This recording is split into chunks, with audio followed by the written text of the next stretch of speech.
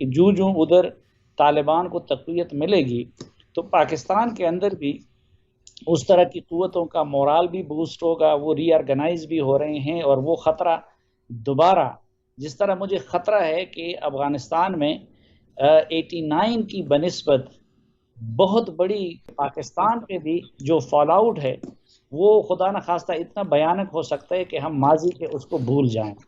और वैसे पाकिस्तान के अंदर तो थ्रेट्स का एक साइड नहीं है, आप जानते हैं एक तरफ इंडियन साइड का थ्रेट है, फिर इसी तरह सीपेक और उसके कंटेक्स्ट में बज़ाहिर हमारे कुछ दोस्त ममालिक भी पाकिस्तान के अंदर मुख्तलिफ साजिशें कर रहे हैं। फिर बदकिस्मती से पाकिस्तान में नकल बकानी हो सकती है, बल्कि पाकिस्तान में मौजूद दहशतगर्द ग्रुप्स भी अफगानिस्तान की बिगड़ती सूरत हाल को इस्तेमाल करके अफगान सरजमीन से पाकिस्तान के खिलाफ मुतहर्रिक हो सकते हैं। आज इकनॉमिक कोऑपरेशन ऑर्गेनाइजेशन यानी इक़्तिसादी ताउन तंजीम के पार्लिमानी असम्बली के इख्तितामी इजलास से खिताब करते हुए वज़ीर-ए-आज़म इमरान खान ने अफगानिस्तान से अमरीकी फ़ौज के इनखला के मामले पर इजहार ख्याल करते हुए कहा कि अगर अफगानिस्तान में पोलिटिकल सेटलमेंट नहीं होती और मुल्क खारा जंगी की तरफ बढ़ा तो इससे हम सब मुतासिर हो सकते हैं। ये कहना कि पाकिस्तान ने अड्डे देने से इनकार कर दिया, ये कतई तौर पे गलत है। ऐसा नहीं है। पाकिस्तान अड्डे देने के लिए तैयार है, लेकिन उसने कुछ शराइत लगाई हैं। जो सूरत हाल अफ़गानिस्तान में है और अमेरिका के निकलने के बाद होगी, उसका सबसे ज़्यादा अफ़गानिस्तान को तो नुकसान होगा ही होगा जो इस वक्त के हालात हैं, लेकिन पाकिस्तान को भी होगा। हम किस हद तक इसको संभाल सकते हैं? हम एक प्रोजेक्ट चला रहे हैं चाइना के साथ मिलकर, जिसका हामी नहीं है अमेरिका, और मुसलसल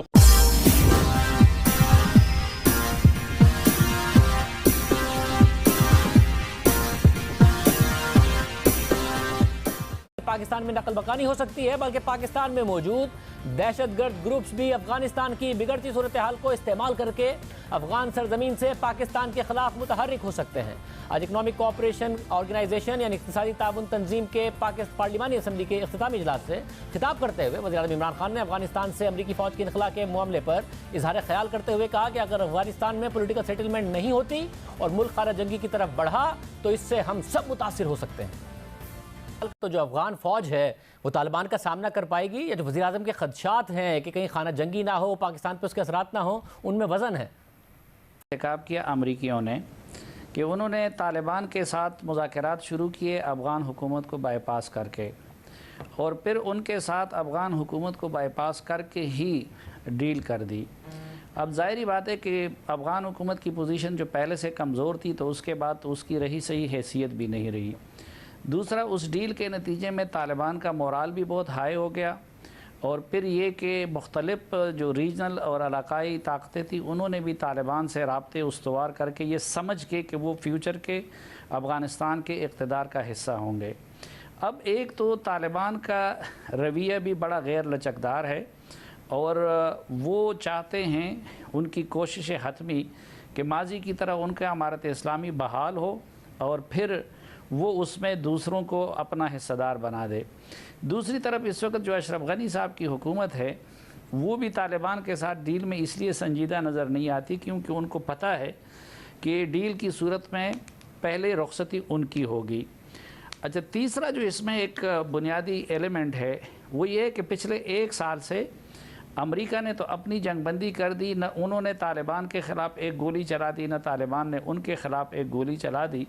लेकिन इस दौरान तालिबान ने अब पूरी तरह जंग जारी रखी और अफ़गान हुकूमत को काफ़ी इस दौरान मज़ीद भी कमज़ोर कर दिया।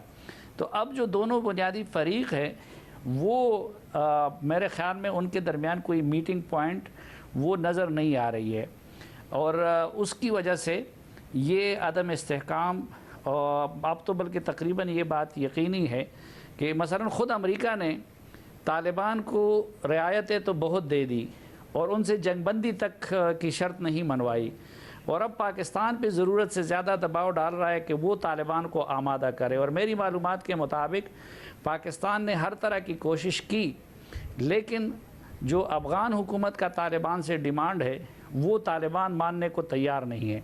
फिर इस बाइडन ने अफगानिस्तान से निकलने की बात की है ना, उस दिन से तो पाकिस्तान की दौड़ें लगी हुई हैं। बाकायदा ये कहा जाए कि हम भारत से दोस्ती करना चाह रहे हैं या सुलह करना चाह रहे हैं, तो वो भी इसी सिलसिले की कड़ी लगती है। वो कौन से खतरात हैं जिनसे पाकिस्तान को जनवन परेशानी लाक है? सबसे बड़ी परेशानी तो ये है ना कि जो 20 साल से हालात थे, अमेरिका और नेटो की फौज मौजूद थी, वो अभी मौजूद नहीं होगी। एक खला पैदा होगा अफगानिस्तान में और उस खला को ऊपर करने की कोशिश की जाएगी। तालिबान भी है, अफगान हुकूमत तो बहुत कमजोर है लेकिन वो भी एक तरीक है, और वहाँ पे फिर नॉन स्टेट एक्टर्स भी काफी है, मुख्तलिफ वहाँ पे मिलिटेंट और टेररिस्ट तंजीमें हैं। तो ये सारे इन हालात से फायदा उठाएंगे। अफगानिस्तान में अगर हालात खराब होते हैं तो उसका मनफी असर पाकिस्तान पे पड़ेगा। तो वो एक इत्मीनान था एक हद तक, चले गैर मुल्की फौज है, उनके पास बड़ी फजाई कुव्वत है, वो नहीं रहेगी। अमरीकी कोशिश कर रहे हैं कि कोई करीबी मुल्क में फौजी अड्डे, एयर बेसिस हासिल करें, ताकि अगर जरूरत पड़ी, कोई दहशत गर्दी का खतरा हुआ या अफगान हुकूमत के गिरने का खतरा हुआ, तो फिर वो कोई फजाई कुव्वत को इस्तेमाल करें। लेकिन उनको फिलहाल कोई ऐसा एयर बेस किसी हमसाया मुल्क में नहीं मिल सका।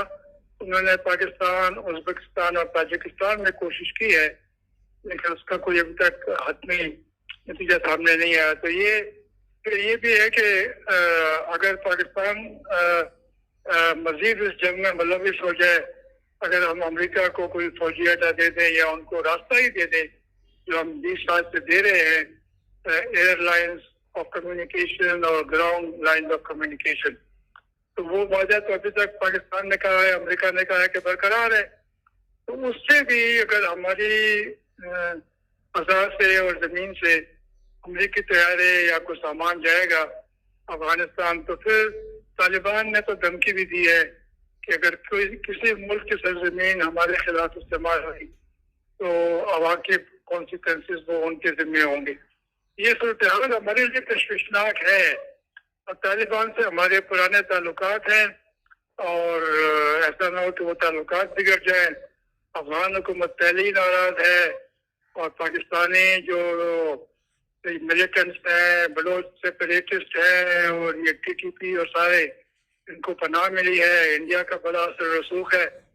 ये सारी चीजें हमें मद्देनजर रखनी चाहिए, क्योंकि बड़ी मुश्किल से हम इस हाल तक पहुंचे हैं। दहशत गर्दी के ऊपर हमने काफी हद तक काबू पा लिया, लेकिन मुकम्मल तौर पर अभी भी काबू नहीं पाया। साहब, अफगान हुकूमत को पहले भी राजी करने की कोशिश की गई थी, अमेरिका ने दबाव डाला कि भाई आपके पास कोई और तरीक़ेकार नहीं है, आपको एक इश्तराक करना होगा तालिबान के साथ और ऐसी हुकूमत आप जो है वो बना सकते हैं। और शायद अफगान हुकूमत को ये लगा कि अब नई अमरीकी हुकूमत आएगी तो शायद कुछ और राह निकल आए, लेकिन ऐसा नहीं हो सका। आपको क्या लग रहा है, कहाँ तक जा रहे हैं ये मामला? देखिए, जो सूरत हाल अफगानिस्तान में है और अमेरिका के निकलने के बाद होगी, उसका सबसे ज़्यादा अफगानिस्तान को तो नुकसान होगा ही होगा जो इस वक्त के हालात हैं, लेकिन पाकिस्तान को भी होगा। हम किस हद तक इसको संभाल सकते हैं? हम एक प्रोजेक्ट चला रहे हैं चाइना के साथ मिलकर, जिसका हामी नहीं है अमेरिका और मुसलसल मुखालफत करता है CPEC की, और पाकिस्तान जिस तरह से वो लेकर चल रहा है, अगर सूरत हाल अफगानिस्तान में ख़राब होती है और दोबारा अफगान महाजरीन ऐसी कैफियत के अंदर पाकिस्तान में दाखिल होते हैं जो पाकिस्तान ने भुगता है, 40 लाख अफगान महाजरीन को पाकिस्तान में रख कर, और जो अब सूरत हाल हुई है, drug culture, Kalashnikov culture, crime, और उनको हम संभाल नहीं पाए, ऐसे सूरत हाल के अंदर हम संभलेंगे कैसे और इसका बेनिफिट कौन लेगा? अगर फ़र्ज़ करेंगे सब कुछ होता है और जिस तेज़ी से अमेरिका निकलने की कोशिश कर रहा है, अगर मैं सिर्फ पाकिस्तान और पाकिस्तानी लोगों के लिए और हुकूमत के लिए और पाकिस्तान आर्मी के एंगल से देखूं, तो सबसे बड़ा नुकसान हमें ये हो सकता है कि CPEC को कोई नुकसान हो जाए, रुक जाए, स्लो हो जाए और स्लो हो जाए, ये परेशानियां खड़ी हों। दूसरा मामला ये है कि तालिबान के साथ आप जितने भी सॉफ्ट हों, जितने भी आपके ताल्लुकात बेहतर हों, आप ये मुआहिदा कराने में कैसे कामयाब हो सकते हैं कि अशरफ गनी और ये मिलकर हुकूमत चला लें? क्योंकि जब अमेरिका निकल जाएगा तो उसका इंटरेस्ट कम हो जाएगा, फिर कौन लीडर होगा जो उसको बिठाएगा? वो चीन की बात मानेंगे, वो टर्की की बात मानेंगे, वो सऊदी अरब की बात मानेंगे, वो कतर की बात मानेंगे, वो पाकिस्तान की बात मानेंगे। फिर एक साजिश मुसलसल चल रही है हिंदुस्तान की, जो इतने बड़े पैमाने पर कॉन्सुलेट्स के साथ वहाँ पे काम कर रहा है और पाकिस्तान के खिलाफ काम कर रहा है। ऐसी कैफियत के अंदर कैसे हम रिजल्ट लेंगे। और तीसरी अहम बात कि अफगान फौज के पास असला नहीं है, कम है, तालिबान के पास ज्यादा है और वो मुकाबला कर रहे हैं अमरीकी फौज का भी और उनका भी। पेचीदगियां हैं, बड़ी पेचीदगियां हैं। हमें तो खाली अपनी चीजों को संभालने की जरूरत है। कोई भी हुकूमत आए, हम किसी से मुकाबला ना करें, अपने आप को सेव करें, अपने बॉर्डर को सेव करें। अगर महाजरीन भी आए तो उनको किसी ब्लॉक में रखें, पूरे पाकिस्तान में फैलने। लेकिन यहाँ अमेरिका में जो मेरी चंद अमेरिकन ओहदेदारों से मुलाकात हुई है, जो गुफ्तगू हुई है और जो मैंने यहाँ मीडिया में जो पढ़ा है, मैं आपको जो सूरत हाल है वो बताता हूँ। वो यकसर मुख्तलिफ है। वो अभी तक पाकिस्तान और अमेरिका के दरमियान जो अड्डे हैं उनका मामला हतमी तौर पर हल नहीं हुआ। लेकिन ये कहना कि पाकिस्तान ने अड्डे देने से इनकार कर दिया, ये कतई तौर पे गलत है। ऐसा नहीं है। पाकिस्तान अड्डे देने के लिए तैयार है, लेकिन उसने कुछ शराइत लगाई हैं। ये बड़ी इंटरेस्टिंग और बड़ी इंपॉर्टेंट बात है कि क्या शराइत वो लगाई हैं पाकिस्तान ने। और अगर अमेरिका पाकिस्तान की उन शराइत को मान लेता है और फिर पाकिस्तान में उनको अड्डे मिल जाते हैं, तो उसका रिएक्शन चाइना पर क्या होगा, उसका रिएक्शन रशिया पर क्या होगा, ईरान उस पर कैसे रिएक्ट करेगा। बड़ी ये अहम ये बातें हैं। और इस वक्त पाकिस्तान डिप्लोमेसी के हवाले से और इन सारी जो चैलेंजेस हैं उनके हवाले से बिल्कुल एक क्रॉस रोड पे खड़ा है और बड़े इंपॉर्टेंट डिसीजन